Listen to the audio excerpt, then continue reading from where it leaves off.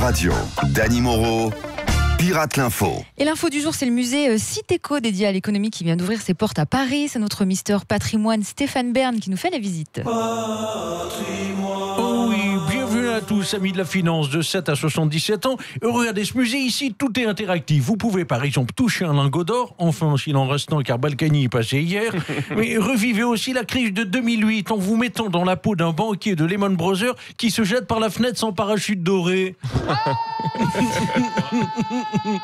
Oh ben oui, même pas mal. Il y a aussi, paraît-il, des pièces uniques. Oh ben oui, Trina. La balance Terraillon en souvenir de toutes les entreprises qui ont déposé le bilan à cause de Bernard Tapie, mais aussi la feuille d'impôt contagieuse de Thomas Thévenoud qui file la phobie administrative. Et cette drôle de marionnette, qu'est-ce que c'est ? Moi, c'est la momie de Montebourg pour amuser les enfants. Il suffit d'appuyer sur son nez pour la voir s'agiter.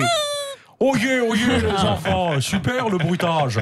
Moi, Arnaud de la Montebourg, ministre du redressement productif, je vous propose de jouer au guignol en marinière pour comprendre l'économie. Allez, le premier qui me donne le taux de chômage à Florange gagne un pot de miel. Et là-bas, c'est bien la salle des coffres. Effectivement, derrière cette porte blindée, vous aurez la possibilité de créer votre propre billet de banque. Mais attention, ne tombez pas dans les douves, la légende raconte qu'on peut y croiser Jérôme Cahuzac. Mais on dirait qu'une femme est déjà en train de s'activer sur la planche à billets. Oui, coucou, c'est Laetitia. J'ai créé des faux billets avec la tête de Johnny pour augmenter mon héritage. C'est toujours ça que David et Laura n'auront pas. Après Mimi Mati qui divise son cachet en deux et Thierry Ardisson contraint d'arrêter son émission à cause des coupures budgétaires, la télé se serre la ceinture. Vous confirmez, Arthur ? Et bien sûr à tous, bonjour à tous, même à TF1, il n'y a plus un rond. Du coup, à la rentrée, je lance ma nouvelle émission. Vendredi, tout est gratuit. On tournera dans un Algeco sur un chantier au bord du périph' pour les fringues. J'ai récupéré au plus les vestes de Julien Lepers.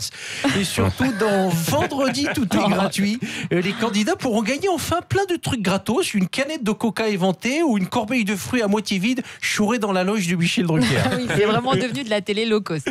La télé française d'aujourd'hui, c'est la Roumanie d'hier. Mais moi, pourtant, j'ai toujours fait hyper gaffe à pas trop dépenser en faisant que des blagues à 2 balles. Et vous, Gilles Boulot, à la rentrée, vous serez aussi contraint de réduire la voilure ? Et oui, bonjour à tous, je suis Gilles Boulot. Au contraire, la saison prochaine, la rédaction va lancer un nouveau magazine de journalisme d'investigation sur le terrain pour amener des images chocs et des endroits où personne ne veut aller. Comme la Syrie, la Palestine. Non, la cantoche de TF1. C'est tout bénef pour la chaîne car j'économise le billet d'avion. En plus, je fais le point route infotrafic et après le générique, hop, je passe un coup de balai sur le plateau pour le JT de Pernod du lendemain. Et on finit avec vous, Cyril Hanouna. Et sans le métier de bon télé. Allez, on se dit tout là, les chéris là. La télé low cost là, c'est Baba qui l'a inventé là. Et les gars, le principe, faire les poubelles pour récupérer ce que les autres voulaient plus. Les vieilles perruques de Patrick Sébastien dans le carnaval, les engueulades faites de Chavannes dans Montmardi. Et les gars, j'ai même récupéré le rire de fouine de Fogiel dont on peut pas plaire à tout le monde. Alors qu'Elton John annonce sa tournée d'adieu, retrouvons notre spécialiste musical Philippe Manœuvre, qu'on adore dans P Perfecto se la raconte. Ouais, salut les kids, c'est Philman, le vieux crouton du rock'n'roll qui a les chicots du fond qui font mouillette dans son Jack Daniels. T'as vu la métaphore? Elton John qui tire sa révérence, mais what the fuck? Putain, ça fait 30 piges qu'on l'a perdu sur scène, on dirait Monsieur Patate quand on file un sapin de Noël en guise de veste et qui porte les mêmes lunettes farcées à trappe que tonton Jean-Claude les soirs de réveillon quand il est tellement bourré qu'il dit qu'il va voter Mélenchon.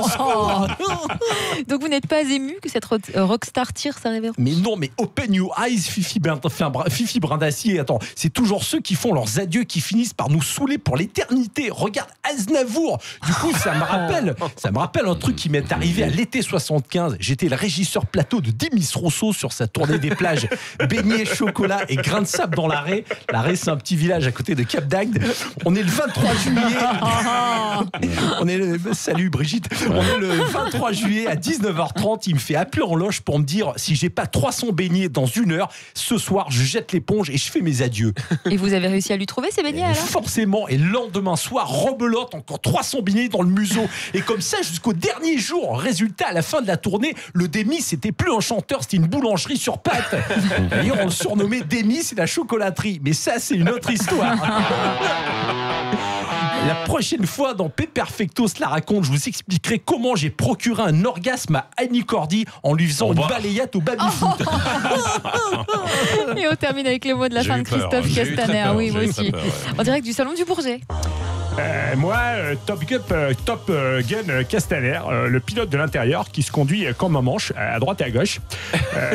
Je vous présente le fleuron de l'aéronautique française qui va remplacer le Rafale. Voici RKK-1. Mais alors, qu'est-ce qu'il y a de particulier cet avion, monsieur Castaner? RKK-1 est un avion de combat suréquipé avec des LBD téléguidés qui visent entre les yeux. Il abrite également une salle de torture pour gilets jaunes avec notre hôtesse Laurent Nunez en Barésie qui viendra vous endormir à coups de plateau repas. Je crois qu'il bénéficie aussi d'un grand confort. Affirmatif. RKK-1, c'est aussi un espace détente avec mini-bar à vodka pour le ravitaillement en vol. Sans oublier une piste de danse intégrée avec boule à facettes. Car si je vois passer en avion de chasse, je pars direct en vrille. Dans ce cas-là, merci de détacher vos ceintures et de baisser votre jupe car c'est moi qui va vous faire décoller. Oh mon Dieu. Merci Dany Moreau, bravo comme d'habitude. Dans la prochaine demi-heure, il y aura évidemment le duel des éditorialistes, un duel de haut niveau entre Françoise Degois et Véronique Jacquier. À mon avis, ça va chauffer, Patrick. Oui, absolument. On parlera de la droite avec le nouveau coup hier, entre guillemets, porté, puisque devant la justice, il y avait d'un côté Patrick Balkany et Nicolas Sarkozy qui renvoyaient devant la justice pour corruption. Donc on reviendra sur ce sujet avec Françoise et Véronique. Oui, c'est la série noire. Restez avec nous, c'est le Grand Matin Sud Radio, il est 8h27.